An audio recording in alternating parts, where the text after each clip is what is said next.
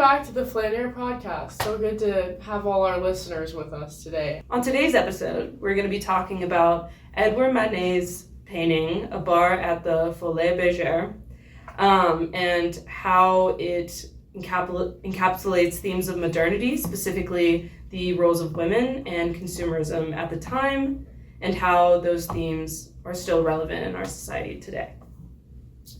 So I think what's really significant about this painting, and specifically important to understanding the painting, is the context in which Manet was working. During this time in Paris, it was a time of, increased social life, mass consumption, urbanization, just like an emphasis on public life. And a lot of medieval Paris was like torn down, so it's this like new world, and all of it is sort of surrounding consumption and viewership and spectacle And leisure time. And so with that, the role of women was also changing.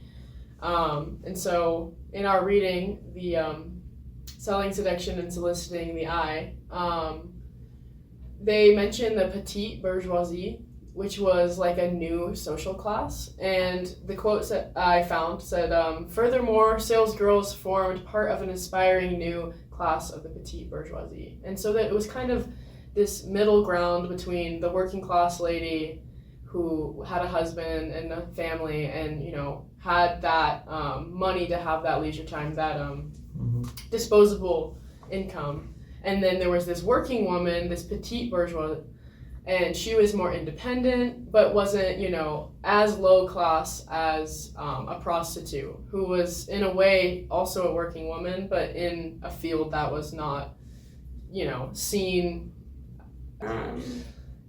They weren't seen as like... They weren't seen as human, basically. Yeah, sure. And so then that kind of, even though this new social class had a little bit more standing, as we can see with this, with the interpretation of her, selling her body as well as, the alcoholic drinks and things at the bar, there's still that aspect that a woman could not make her wealth on her own, that there needed to be that male solicitor, like we see in the reflection.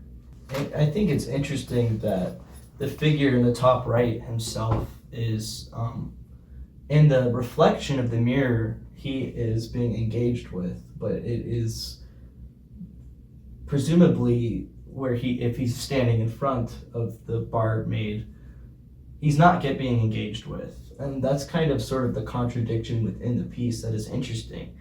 And that's why in the article we read, it kind of says that this piece can sort of be seen as like celebratory of modernity, and it can also, depends on your perspective and how you want to look at it, it can be seen as a critique of it as well. I think it's also important to note the other interpretation of him, soliciting, or the woman is soliciting herself as also an object, along with the other objects that we see placed on the bar.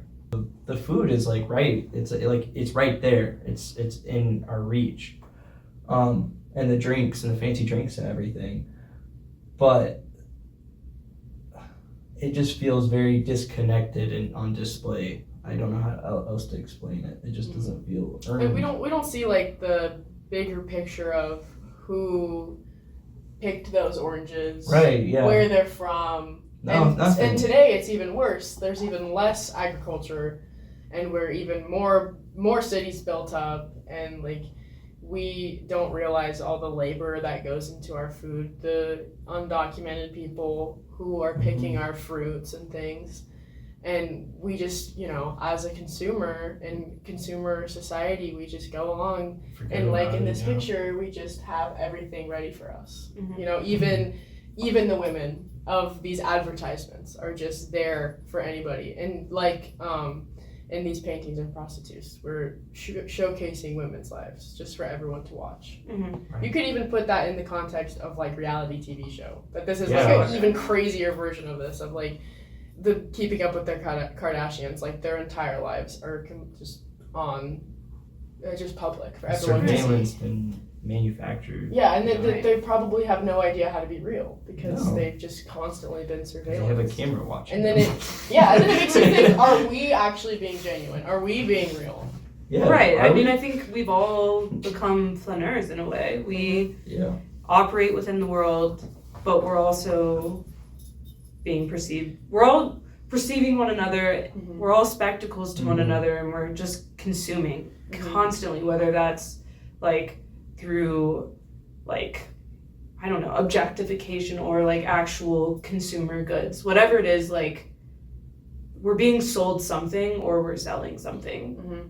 material or It's not. very comfortable too to be the Flaneur, to Yeah. not have to deal with the responsibility or pain that comes with being sort of an acting agent. Mhm. And Mhm. because behind a screen or at a safe distance, you can sort of observe whatever you want, but you're also only getting like half of the experience. And in a way, I think these paintings, like during these realist movements and like these like modern art movements, is that a lot of them are confronting that and sort of confronting our place in the piece. Because when we look at painting, it feels incredibly safe because it's a world that we can just observe and nobody gets hurt, right?